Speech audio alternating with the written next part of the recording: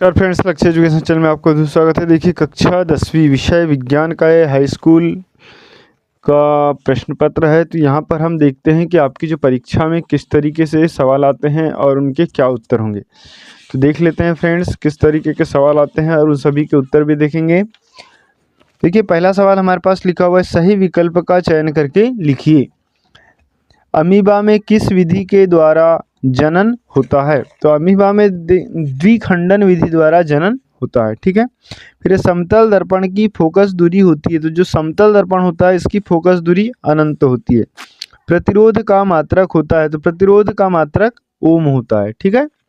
इसके बाद अगला क्वेश्चन दिया है हमारे पास कि विद्युत ऊर्जा को यांत्रिक ऊर्जा में बदलने वाली युक्ति है, ये मोटर है। फिर है विद्युत एक परितंत्र में मानव है। तो मानव जो है सर्वाहारी है। फिर कैल्शियम ऑक्साइड की जल के साथ अभिक्रिया किस प्रकार की जाती है? तो ये जो अभिक्रिया होती है ये ऊष्माक्षेपी अभिक्रिया होती है। फिर है धातुओं द्वारा कौन सा गुण प्रदर्शित नहीं किया जाता? तो ये भंगुरता का गुण इसके द्वारा प्रदर्शित नहीं किया जाता। फिर है श्वसन की प्रक्रिया होती है। तो श्वसन की जो प्रक्रिया होती है उपचयन प्रक्रिया होती है। ठीक है। तो इस तरीके से खालिस्तान कंप्लीट होते हैं। उसके बाद हम देखते हैं अगला प्रश्न, रिक्त स्थान की पूर्ति कीजिए। तो रिक्त स्थान में देखिए पहला है, वस्तुओं को हम खालिस्तान की उपस्थिति में देख सकते हैं। तो वस्तुओं को जो है हम प्रकाश की उपस्थिति में देख सकते हैं। ठीक है। यहाँ पर आ जाएगा प्रकाश, प्रकाश की उपस्थिति में देख सकते हैं। इसके बाद नेक्स्ट क्वेश्चन है, प्रिज्म द्वारा खालिस्तान रंग की प्रकाश किरण का विचलन सर्वाधिक होता है। तो जो बैंगनी रंग की किरण होती है इसका विचलन सर्वाधिक होता है। तो दूसरे में आ जाएगा बैंगनी रंग। तीसरा जो क्वेश्चन है, सिरके में खालिस्तान अम्ल उपस्थित होता है। तो जो सिरका है इसमें जो है एसिटिक अम्ल उपस्थित होता है, एसिटिक अम्ल। तो सिरके में एसिटिक अम्ल उपस्थित होता है। इसके बाद देखिए अगला खालिस्तान, दो या दो से अधिक धातुओं के सममांगी मिश्रण को कहते हैं। तो सममांगी मिश्रण को कहा जाता है विलयन, विलयन। ठीक।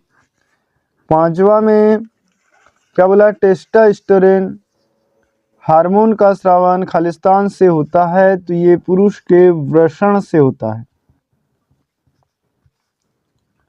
इसके बाद छठवा, यदि एक पुष्प के परागण दूसरे पुष्प पर स्थानांतरित होते हैं तो यह प्रक्रिया खालिस्तान कहलाती है। तो ये जो प्रक्रिया है परागण कहलाती है। ठीक है, इसको कहते हैं परागण। इसके बाद नर संतान के लिए उत्तरदायी गुणसूत्र खालिस्तान है। तो नर संतान के लिए उत्तरदायी गुणसूत्र जो है वाय गुणसूत्र होता है, ये गुणसूत्र। ठीक, इस तरीके से आपके खालिस्तान पूरे कंप्लीट होते हैं। इसके बाद हम देखते हैं अगला, सही जोड़ी बनाइए। तो सही जोड़ी में क्वेश्चन नंबर 3 क्या लिखा है, मेंडल। तो मेंडल का आ जाएगा आनुवांशिकी के नियम। ठीक है, मेंडल का आनुवांशिकी के नियम। तो यहाँ पर हम लिख सकते हैं फर्स्ट का सी। इसके बाद सरल रेखीय पथ, तो जो प्रकाश होता है सरल रेखीय पथ में गमन करता है। तो सेकंड का आ जाएगा प्रकाश किरण मतलब यप। फिर है विभवांतर, तो विभवांतर जो होता है ओल्ट। तो इसमें तीसरे का आ जाएगा जी। फिर चौथा धातु, धातु जो है सुचालक होती है। तो ये आ गया बी। फिर जाइलम, जाइलम क्या है, एक जल का परिवहन होता है जाइलम में। ठीक। तो पांचवा पहले देख लेते हैं। पांचवा धातु प्रबल अम्ल। चौथा है प्रबल अम्ल। तो चौथा प्रबल अम्ल जो होता है HCl, तो यहाँ आ जाएगा H। और पांचवा है धातु, धातु का सुचालक B। इसके बाद छठवा है जाइलम। तो जाइलम आ जाएगा जल परिवहन D। और सातवें में है मास्टर ग्रंथि। तो पीयूष ग्रंथि को मास्टर ग्रंथि कहा जाता है। तो ये आ गया ई। और इसके बाद जो है आठवां मादा हार्मोन। तो जो एस्ट्रोजन है ये मादा हार्मोन है। तो इस तरीके से सही जोड़ी आपकी कंप्लीट होती है। अब यहाँ देखते हैं, एक वाक्य में उत्तर दीजिए। क्वेश्चन नंबर 4, एक वाक्य में उत्तर दीजिए। क्या कारण है कि खतरे के संकेत या सिग्नल का प्रकाश लाल रंग का होता है? तो इसकी तरंगदैर्ध्य जो है, लाल रंग की तरंगदैर्ध्य सबसे अधिक होती है, इसलिए इसका जो खतरे का रंग होता है किस तरीके का होता है? लाल रंग का होता है। ठीक है, तरंगदैर्ध्य अधिक होती है, लाल रंग की तरंगदैर्ध्य अधिक होती है, लाल रंग की तरंगदैर्ध्य अधिक होती है।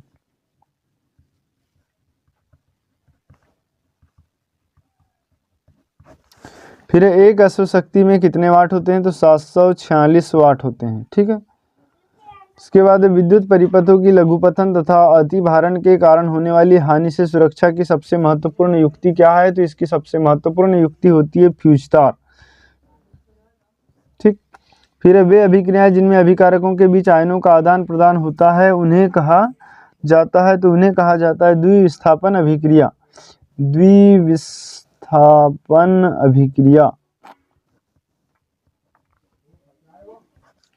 फिर है, मस्तिष्क का कौन सा भाग सोचने, सुनने, सूंघने, देखने आदि के लिए विशिष्टीकृत है? तो इसका आ जाएगा प्रमस्तिष्क, या इसको हम कहते हैं सेरेब्रम।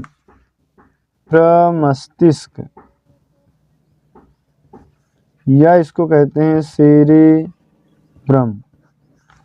और भ्रूण को पोषण कहाँ से मिलता है? तो ये माता के शरीर के से प्लेसेंटा द्वारा मिलता है। माता के शरीर से प्लेसेंटा के द्वारा भोजन प्राप्त होता है बच्चे को। जिस लेंस की फोकस दूरी 1 मीटर हो उसकी क्षमता कितनी होगी? तो उसकी 1 डायऑप्टर होती है उसकी क्षमता। इस तरीके से एक वाक्य में कंप्लीट हुए वाक्य। इसके बाद देख लीजिए कि सवाल किस टाइप के रहते हैं। तो इन सभी सवालों को आप तैयार कर ले अच्छे से, ताकि आप विज्ञान के पेपर में अधिक से अधिक अंक अर्जित कर सके। और इसी प्रकार के गणित, हिंदी, अंग्रेजी, संस्कृत सभी के वीडियो देखना चाहते हैं तो उसका लिंक आपको डिस्क्रिप्शन में मिल जाएगा, वहां से आप देख सकते हैं। ठीक है फ्रेंड्स, तो वीडियो अच्छा लगा हो तो लाइक कर ले, चैनल को सब्सक्राइब करें और बेल आइकन घंटी को जरूर प्रेस कर दें। बाकी सभी सवाल जो पिछले प्रश्न पत्र हो चुके हैं उनका भी आंसर शीट डल गई है, उसके आंसर शीट आप नीचे देख सकेंगे, लिंक में दे दी जाएगी, डिस्क्रिप्शन में उसका लिंक दे दिया जाएगा आंसर शीट का, वहां से आप देख सकते हैं। ठीक, तो ये सभी सवाल